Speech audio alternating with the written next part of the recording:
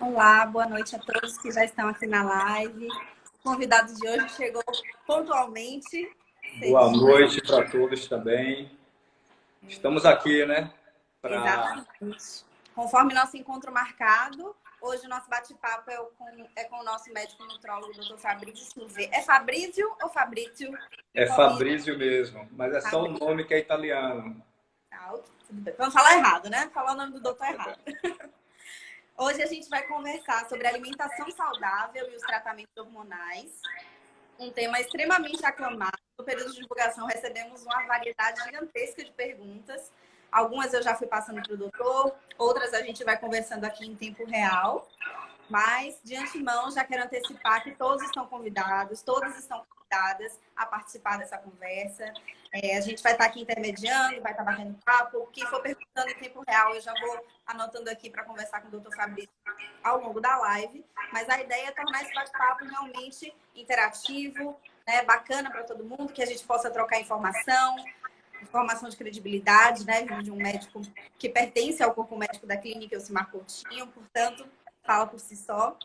Então, inicialmente, o doutor Fabrício vai se apresentar, vai fazer uma introdução ao tema, e aí, ao longo da conversa, a gente vai desdobrando aqui, respondendo aos principais questionamentos que nós recebemos ao longo do período de divulgação.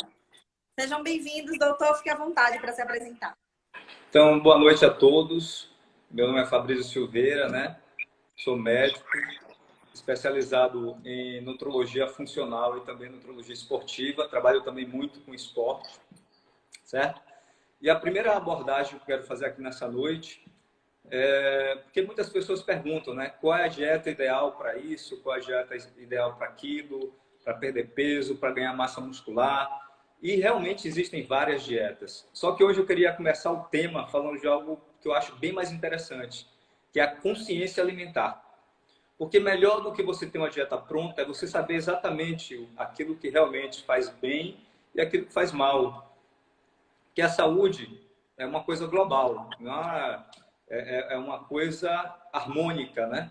Então, se você não cuidar de todos os aspectos da saúde, falhar em alguns, você vai ter seguramente problemas em perder peso, ganhar massa muscular, em outras questões também. Então, essa questão da consciência alimentar, ela quer dizer o seguinte, resumindo a história, quer dizer que mais importante do que a gente ter uma dieta pronta é a gente ter consciência, né, se deparando aos grupos de alimentos que a gente tem no dia a dia, o que é bom e o que não é. Ou seja, ter uma consciência maior, global. E isso não é tão difícil quanto parece. Eu acho que a gente está com um grupo aqui de pessoas, né, que tem realmente uma capacidade de absorver conhecimento. Seguramente aí tem muitas pessoas que estão aí querendo absorver esse conhecimento. E eu acho que não vai ser uma coisa tão complexa para que a gente possa passar para vocês. Dando continuidade, a gente quer falar sobre outro aspecto importante. Nessa consciência alimentar, né, existem 4 coisas que são muito importantes. Por exemplo, você tem um objetivo. Vamos supor que o objetivo, que é o mais comum, né, é perda de peso, ganho de massa muscular, que é o que eu mais recebo no consultório hoje. São essas 2 coisas. E o que é importante? Independente do objetivo, o que a gente tem que saber? A gente tem que saber que a quantidade é importante, né? Em primeiro lugar, a quantidade, dependendo do objetivo. Depois, a qualidade do que a gente está se alimentando. Depois, a harmonia, que é o conjunto, né? Ou seja, o conjunto dos alimentos, dos grupos alimentares e a adequação para o objetivo que a gente quer. Então, quantidade, qualidade, harmonia, né? São coisas essenciais para que a gente possa, além da adequação, são coisas importantes para a gente começar a conversa hoje, né? Sobre essa consciência alimentar. Eu não sei se já querem fazer alguma pergunta, já querem... Eu vou falando aqui, mas se tiver algum questionamento... Já tem algumas perguntinhas aqui, mas fique à vontade para fazer sua introdução. Já já eu começo a te fazer, pode ficar tranquilo. Pronto. Então, o que é importante, já que a gente vai falar de alimentação e hormônios, o que é importante a gente entender? Que no nosso corpo existem tijolinhos que constroem coisas. Então, vamos supor, numa casa a gente tem que ter tijolos, tem que ter a argamassa, tem que ter o telhado. A mesma coisa em nosso organismo. Para construir qualquer coisa, a gente precisa da matéria-prima, né? Então, falando de proteína, falando de hormônio, a gente precisa da matéria-prima para construir essas substâncias, né? Então, a gente precisa desses tijolinhos para construir. Dentro desses tijolinhos, desse composto, né, para construir dentro do nosso organismo proteínas, boas gorduras e hormônios dentro disso, a gente tem que ter vitaminas, né? A gente tem que ter minerais, que a gente vai falar rapidamente sobre isso, e a gente tem que ter os aminoácidos, né? Que são os pedacinhos da proteína que a gente ingere que se quebra e se transforma em tijolinhos menores, que são os aminoácidos, e as gorduras, né? Os óleos, as gorduras que a gente se alimenta. Então, basicamente isso, né? E esses tijolinhos, eles compõem quase tudo em nosso organismo. Então, a gente precisa ter uma alimentação boa para ter disponível no organismo bons tijolinhos para construir coisas boas no nosso organismo. É simples de entender assim mesmo. Né? É bem a forma simples. didática ajudou. É bem simples, mas eu gosto muito, sabe? Eu gosto de entender essa questão da alimentação, a parte da nutrologia de forma um pouquinho diferente.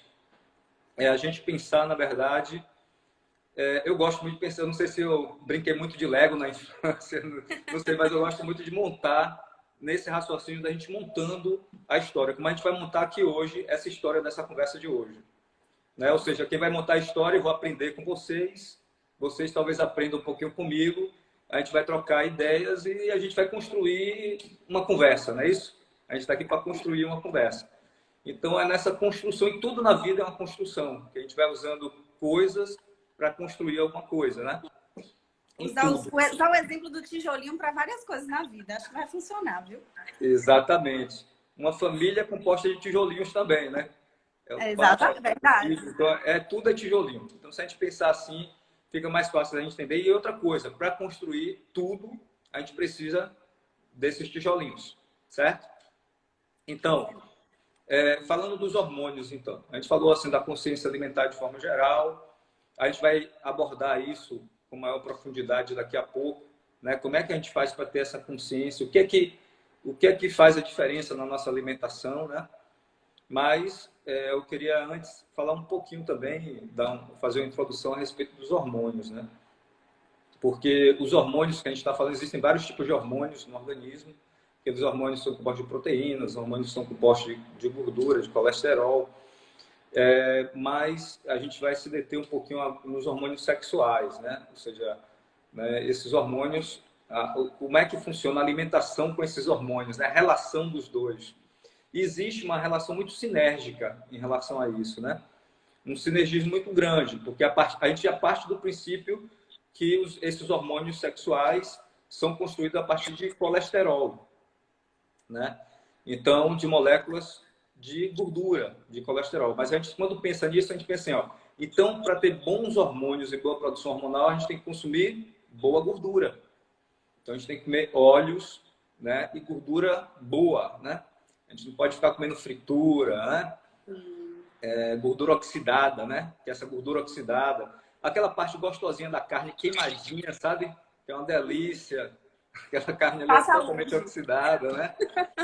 Então, a mesma coisa quando a gente frita, oxida a carne. E essa oxidação, quando chega no organismo, ela muda um pouco a estrutura dessas partículas, né? E o organismo, ela não consegue trabalhar bem com essa estrutura oxidada. E aí vem a história também, né, de reconhecimento,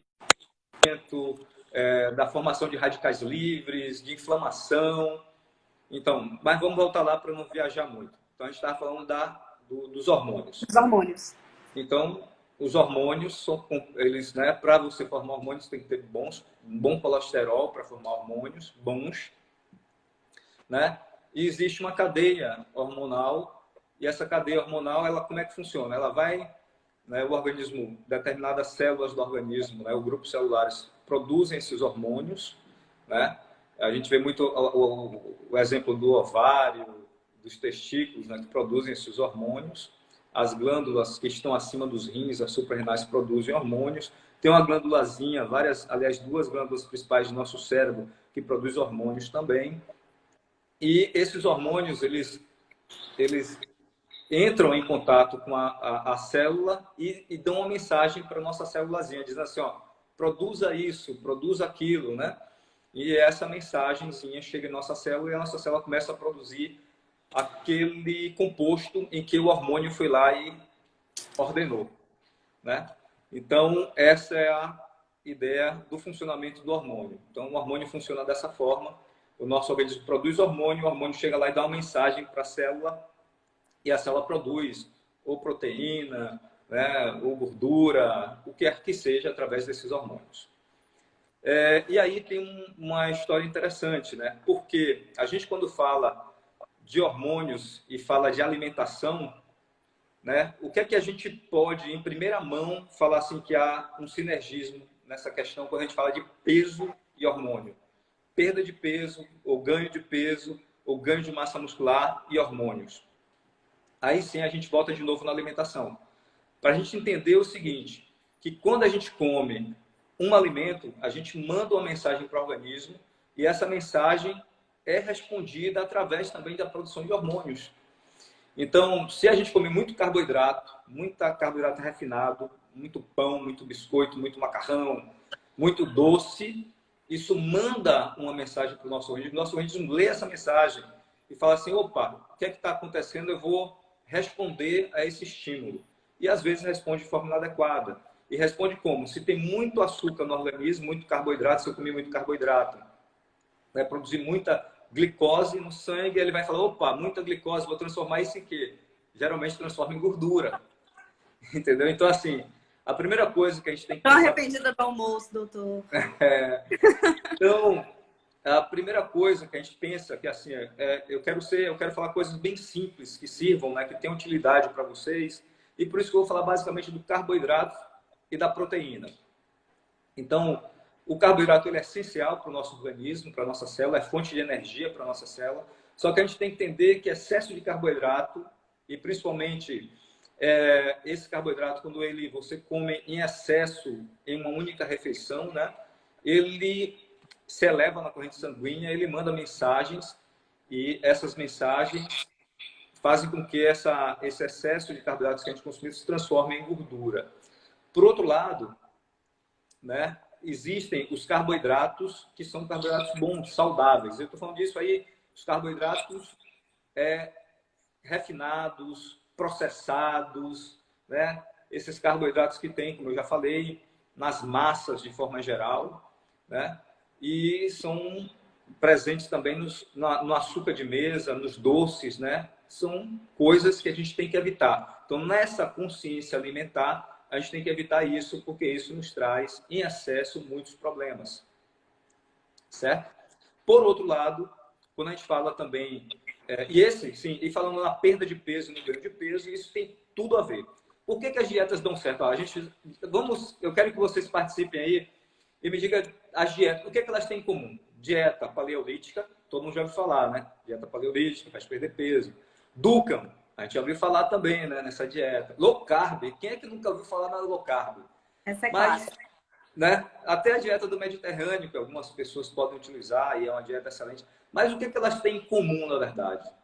Todas elas têm baixa quantidade de carboidratos. Todas têm. Se você para analisar, o que elas têm em comum? Elas têm pouca quantidade de carboidrato, principalmente carboidrato refinado. Então, o segredo dessas dietas, basicamente, é baixa ingesta de carboidrato refinado. Né? E algumas chegam a tirar todos os tipos de carboidrato. Mas, eu te digo, pela experiência que a gente tem, o maior segredo é essa, a baixa quantidade de carboidratos refinados nessas alimentações, em todas elas. Por outro lado, essas dietas ela tem outra coisa em comum, que ela tem uma grande quantidade de proteína. Né? Tem uma quantidade, só para entender, a gente considera uma dieta low carb, na verdade, toda dieta que tem menos que 50% de carboidrato, né, da quantidade total de calorias que a gente vai consumir. Então, por outro lado, a proteína nessas dietas todas ela está bem presente, né? Umas mais que as outras, né? A paleolítica mais, a low carb mais, também a mediterrânea menos, a Dukan ali também intermediária, mas é o que elas têm em comum. E a proteína é importante para o nosso organismo, porque quando a gente fala em perda de peso, então a gente fala em baixo consumo de carboidratos, refinados principalmente. Por que eu faço essa ressalva, pessoal? Porque o carboidrato é importante para o nosso organismo, né? Quer ver uma coisa? O músculo, a gente olha para o músculo assim, o músculo é pura proteína. Não é. O músculo tem mais carboidrato, glicogênio, né, que é carboidrato, do que proteína no músculo. Então a gente precisa ingerir bons carboidratos. E onde é que a gente encontra esses bons carboidratos? Geralmente, nos carboidratos, eu vou fazer outra observação, que não é só o carboidrato simples, não é o carboidrato simples que é ruim, né? Mas principalmente os refinados, os processados, né? O ultraprocessado. Esses produtos são altamente processados, né? E refinados. Agora, o carboidrato bom é aquele carboidrato que a gente encontra, por exemplo, nas raízes, nas verduras e nas frutas, né? E aí está o segredo. O grande segredo que eu acho que quem está ligado aí grave esse momento, que é o seguinte: por que eu estou falando que existe um grupo de carboidratos? São os carboidratos industrializados, processados, né? Refinados, que são ruins, porque eles têm zero de fibras, quase nenhuma fibra. Fibra é muito bom para o organismo, para as bactérias do intestino. Tem quase nenhuma proteína, vitaminas, só se for acrescida de vitaminas, minerais também muito pouco. Ao contrário, quando a gente consome fruta, aí fala, mas a fruta tem um carboidrato também que é simples, e aí? Mas aí você tem que ter a consciência de não consumir em excesso. Mas a fruta tem vitaminas, tem minerais, algumas têm proteínas, certo? E tem gorduras boas. Então, fruta é bom, é essencial. O que a gente tem que saber é como consumir as frutas. Mas em nenhum momento em dieta eu aconselho retirar as frutas, que são fontes de vitaminas, de minerais, de coisas boas para construir, como a gente falou, coisas, hormônios e proteínas e coisas boas dentro do nosso organismo. Então muitas pessoas falam, por que eu fiz a dieta e o cabelo está caindo, né? Porque já tem você está pergunta fazendo a sobre dieta cabelo aqui. errada. Você tirou frutas, você tirou verduras, você tirou raízes, que são riquíssimas em substâncias que são importantes, essenciais para o nosso metabolismo, para o nosso organismo. Então não faça isso. Por outro lado, também, a gente pode falar dos carboidratos complexos, né? As raízes, que é o maior exemplo. Então, o que é que acontece? Qual é a diferença? Quando a gente come um carboidrato complexo, em primeiro lugar, os carboidratos complexos eles não são compostos só de carboidratos. Ele tem bastante fibra, ele tem proteína, ele tem gordura, ele tem minerais, tem vitaminas, né? Tudo isso misturado e lá dentro está o carboidrato complexo também. Então, além de ter todos os nutrientes, como ele tem muita fibra e ele é complexo, a digestão é mais lenta e a absorção mais lenta. Então, não dá aquele pico que eu falei anteriormente, que dá o carboidrato simples, que chega ao extremo, né, da corrente sanguínea, dá muita glicose, e ele guardar essa glicose em forma de gordura. Então, o carboidrato complexo, ele já a absorção é mais lenta, já vai liberando esse açúcar mais lento na corrente sanguínea, então é de maior proveito. E aí, o que você faz para que, quando você consumir uma fruta, não aconteça a mesma coisa? Você faz o quê? Você associa a fruta à fibra, a mais fibra, porque a fruta já tem, ou alguma gordura, como as oleaginosas, as amêndoas, as castanhas, porque aí você faz a absorção diminuir um pouco, e aí ela não é liberada tão rápida para a corrente sanguínea em forma de açúcar, e aí você cria um equilíbrio. Você pode juntar também as frutas às sementes, são bem-vindas, né, nessa misturinha aí. Então eu falei aí dos carboidratos, espero que estejam entendendo. Se não estiver entendendo, por favor, nos sinalize, viu? Deixa eu aproveitar esse intervalo entre uma pauta e outra para interagir com algumas pessoas que já estão conversando aqui com a gente. Vou começar de baixo para cima. Doutor Luiz Carlos Calmon está assistindo a nossa live. Bem-vindo, doutor. Um grande abraço, viu, Luiz? Um grande abraço mesmo. Ele diz conversa Beijo aí boa no porque está coração. usando uma linguagem que atende também ao público leigo. É, Exatamente, falei isso desde o início. É muito fácil de entender o que o doutor Fabrício está falando. exatamente, estou procurando falar de forma bem clara, bem simples, para que todos que estejam aí, né, possam entender e se tiver alguma coisa que fuja ao entendimento, que pode nos solicitar. Tem uma paciente sua também, que é minha xará, Bianca Vilarins. Ela Sim, disse, foi o Bianca. nutrólogo que mudou a minha vida. Vale a pena demais mudar os hábitos. Olha, depoimento em É, tempo real. Bianca é a prova disso, porque Bianca é exemplo de que a gente mudou somente a alimentação e teve uma mudança em todos os sentidos, pessoal. Porque assim, ó, a alimentação ela não mexe só no físico, não mexe no emocional, sabe? Porque eu não sei se cabe aqui falar nisso, mas talvez em outro momento, porque a gente constrói também os neurotransmissores, a serotonina, que é importante para o bem-estar, a dopamina, também depende desses tijolinhos, que é o que a gente come. Então, se a gente se alimenta mal, também a gente tem mais depressão, mais ansiedade. Isso já tem muita evidência científica em relação a isso. Então, a melhora é global, quando a gente faz uma alimentação consciente, né? Por isso que eu não sou muito favorável, sinceramente, àquelas dietas, sabe, bem restritivas. Eu acho que é melhor a gente entender. E Bianca é a prova disso, porque Bianca entendeu.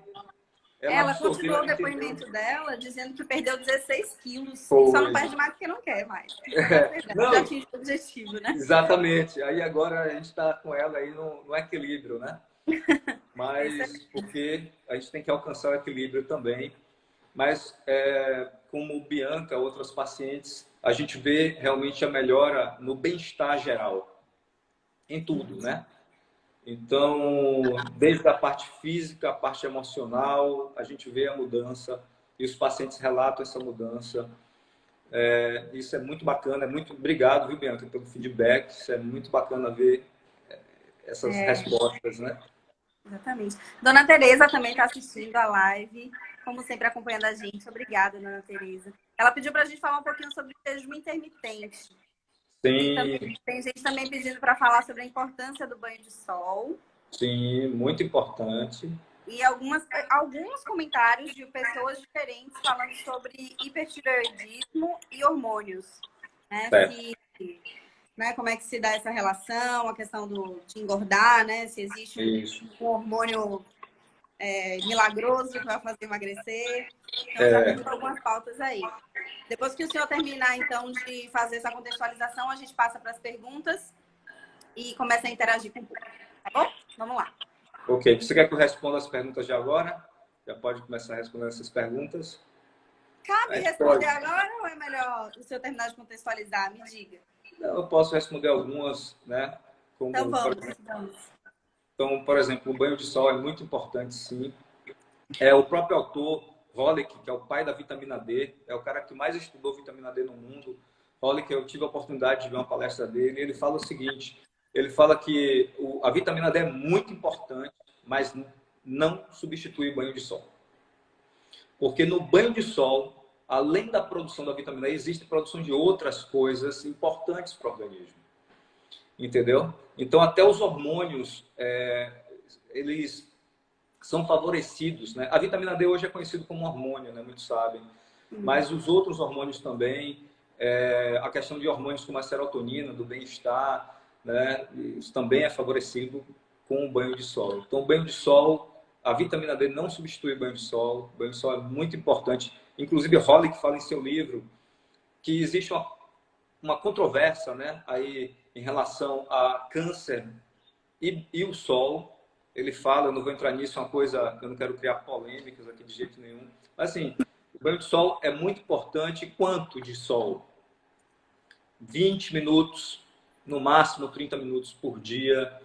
Agora, obviamente, o sol entre 10 horas da manhã e 2 da tarde, ele é melhor. Você não vai ficar torrando no sol, mas 20 minutos é muito saudável. Inclusive, o sistema imunológico, agora, né, algumas pesquisas na Itália já revelaram a importância da vitamina D para o sistema imunológico, gente, frente a essa pandemia que está aí. Então, a vitamina D. Eu ia te perguntar, né? Tem essa importância toda do banho de sol, mas infelizmente a gente está um pouquinho limitado, né? De conseguir se expor ao sol nesse momento. Nem todo mundo tem uma varandinha, tem um lugarzinho da casa que bate bate o sol? Qual que é a alternativa para isso? Mas é importante, inclusive, para a imunidade, né? O banho de sol, a vitamina D, inclusive, muito importante para a imunidade. Então, mas, né, obviamente, quem não pode tomar um banho de sol pode utilizar a vitamina D, desde que com prescrição médica, né? Orientação. A tireoide. Existe uma relação muito grande, porque assim, os hormônios da tireoide são responsáveis pelo metabolismo do organismo, né? Então, o que é que acontece? Esse negócio de hipotireoidismo e hipertireoidismo, ele tem a ver com peso, realmente. Porque se você tem um metabolismo mais acelerado, você perde peso mais fácil. Se você tem um metabolismo mais lento, a tendência é você ganhar peso mais fácil, né? Então, o que é que acontece? Se você tem uma deficiência da produção do hormônio da tireoide, você acaba tendo um metabolismo mais lento e facilita o ganho de peso, né? E se você tem uma tireoide mais hiperativa, produzindo muito hormônio, acelera o metabolismo e você acaba perdendo peso.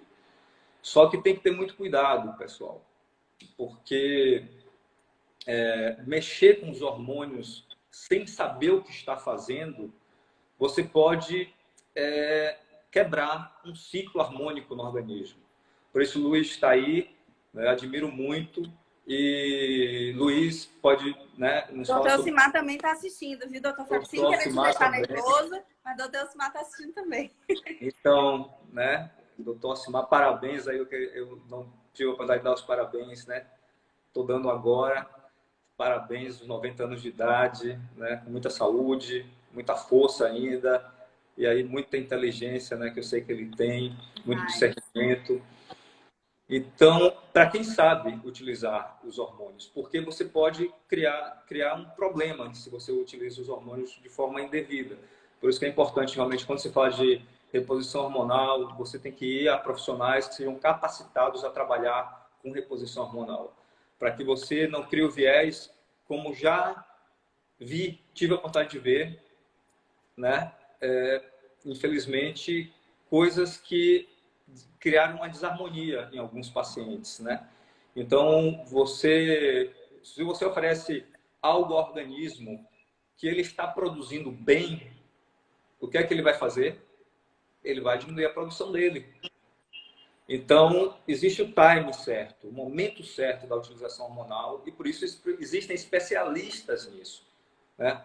Pessoas que se dedicam a estudar o conhecimento hormonal, né? Por isso, não vão em qualquer pessoa. Eu acho importante buscar profissionais realmente que sejam capacitados, né? E nem utilizem, se alguém passar hormônio de tireoide para você, não utilizem de forma indevida, porque isso pode criar, como eu falei, um distúrbio na produção hormonal interna, e aí pode ser um distúrbio até irreversível.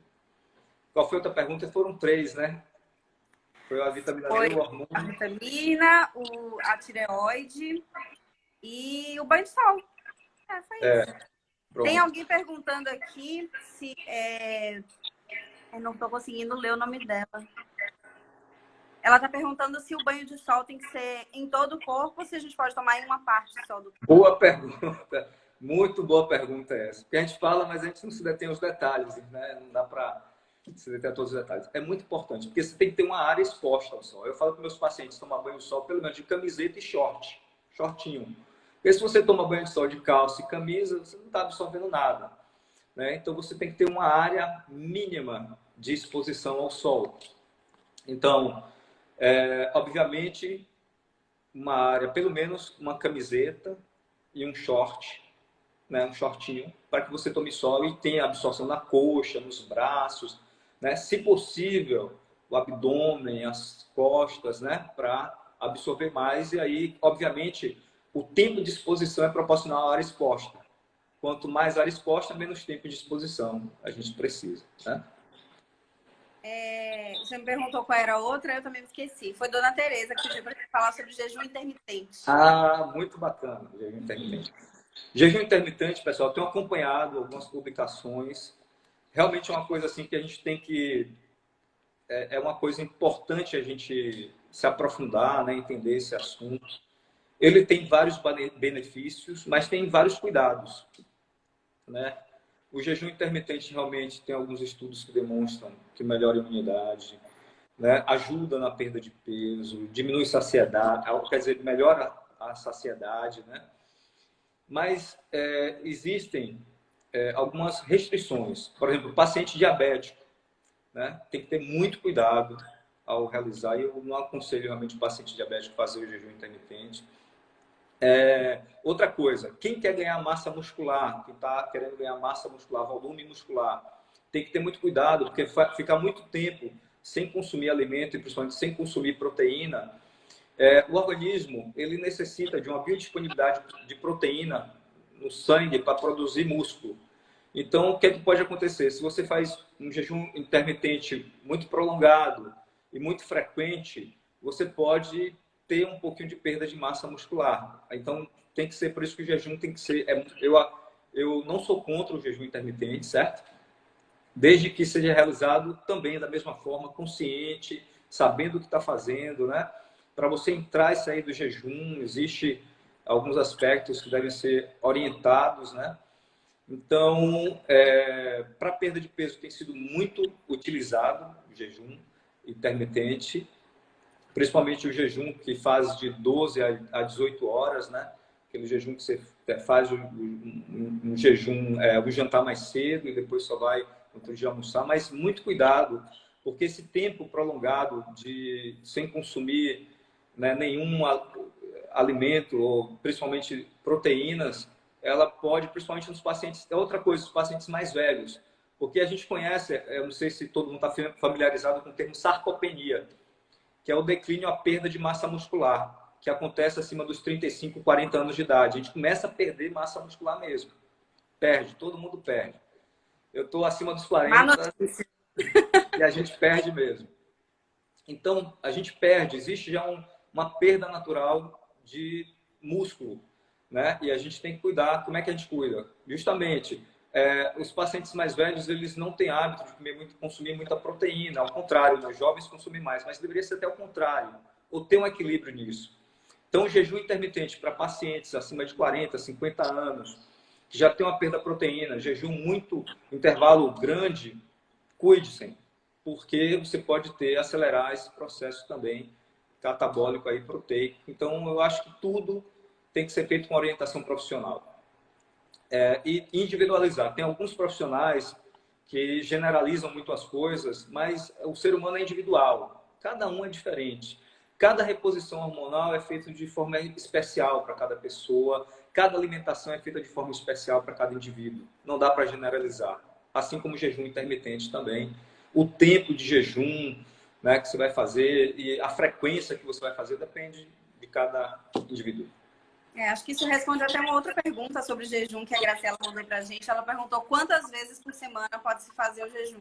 Mas aí realmente vai depender, né, da análise do caso dela. Exatamente. Depende do objetivo que você quer alcançar, depende do substrato que você tem, né?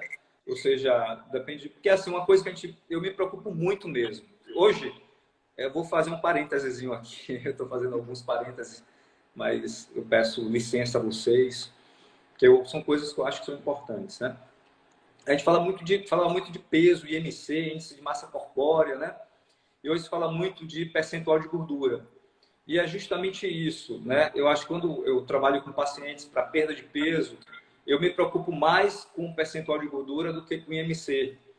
Porque você tem que ter perda de percentual de gordura, mas não pode perder muita massa de proteína, massa muscular. Porque ganhar músculo é muito difícil. E o pessoal que faz aí academia sabe que não é fácil. Então, ganhar massa, volume muscular e qualidade muscular também, a gente pode falar de qualidade muscular, não é fácil. Força, né? Resistência muscular. Então, a primeira coisa é não perder. Então, se a gente está 35, 40 anos, tudo que a gente for fazer, qualquer dieta, qualquer coisa, pensar, eu estou perdendo massa muscular, porque é difícil repor depois. Tem uma pergunta de Flávio Gil aqui. Ele está perguntando quais que são os alimentos para auxiliar no tratamento da endometriose. Olha só, aí a gente vai entrar em outro assunto bem interessante. Eu gosto desses assuntos assim. A gente vai entrar de novo na consciência alimentar. Hoje, é bom que seja assim, né? Que a gente tem ouvido falar muito em inflamação, em alimentos inflamatórios. Então, a endometriose, na verdade, qual é a melhor forma de você tratar? É evitar alimentos inflamatórios, né? E quais são esses alimentos inflamatórios e quais os alimentos que podem diminuir a inflamação, né? E isso serve não só para essa doença, para essa, né, patologia, mas serve para várias outras, que é a alimentação anti-inflamatória, ou eu posso dizer uma alimentação pouco inflamatória, né? Que é a alimentação que existem algumas proteínas que produzem inflamação no nosso organismo, né? E existem outras substâncias que diminuem essa inflamação. Então, como eu já falei, a importância das frutas, das verduras. Por quê? Porque eles têm vitaminas. E tem muitas vitaminas que são anti-inflamatórias. Tem substâncias nas frutas que diminuem muito a inflamação. Tem uma substância, talvez eu vou falar que é um nome estranho, talvez poucos conhecem, que se chama metilsulfonilmetano, que é o MSM, que algumas pessoas conhecem, que tem presente em frutas, que é totalmente anti-inflamatório. E é presente nas frutas, em algumas raízes, verduras. Então, a alimentação anti-inflamatória. A resposta seria uma alimentação anti-inflamatória rica em frutas, verduras, raízes e pobre ou pouca ingesta de leite e derivados, né? Retirar o excesso de glúten na alimentação. Glúten tem alguns estudos demonstrando realmente a inflamação relacionada. Eu não faço aqui, não sou radical contra o glúten, mas nesse caso seria importante diminuir o glúten, diminuir leite e derivados e consumir mais frutas, verduras e raízes que, devido às vitaminas e às substâncias na sua composição, exercem efeito anti-inflamatório.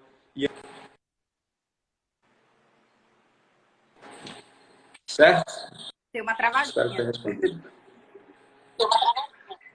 Deu uma travadinha, foi. Tem uma outra pergunta de Amanda.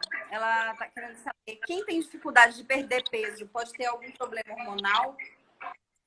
Sim, com certeza. Eu já tive vários pacientes que tinham problemas hormonais, por isso que é importante fazer a dosagem, porque existe essa possibilidade, né?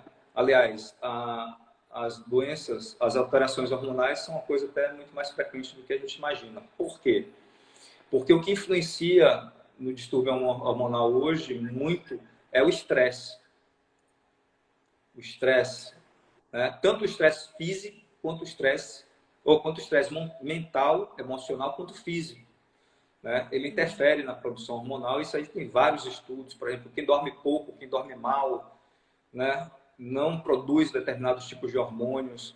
Quem tem um índice de estresse muito alto, estresse físico, por exemplo, atletas, maratonistas, mulheres que fazem maratona, que esporte de alto rendimento, tem distúrbio no ciclo menstrual algumas vezes, por dificuldade. Então, o estresse físico produz, sim. O estresse emocional também produz alterações hormonais, e isso tem sido muito frequente. E por isso que é sempre importante, eu mesmo peço de rotina aos meus pacientes para ver, e não é falar assim, o nutrólogo pede muito hormônio. Não, a gente pede os hormônios que são convenientes, porque existe muito distúrbio hormonal e a gente tem que verificar, né, esses distúrbios para corrigir.